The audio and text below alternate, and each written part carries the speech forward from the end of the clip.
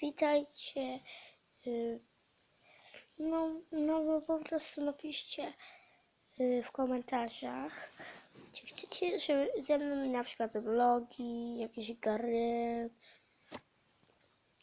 bo ja właśnie lubię tak sobie czasami pograć, tylko pamiętajcie, jak skorzystać z Mobizen. Musicie mi napisać co trzeba zrobić, co trzeba zainstalować, ok? No, ja potrafię już robić bardzo długie odcinki, ale jak widzicie, mam tu fidget spinnera, dziś dopiero zamówiłem. Patrzcie, jak on wygląda. Czekajcie. O, tutaj. Widzicie? No dobra, tak. Taki metalowy, oryginalny.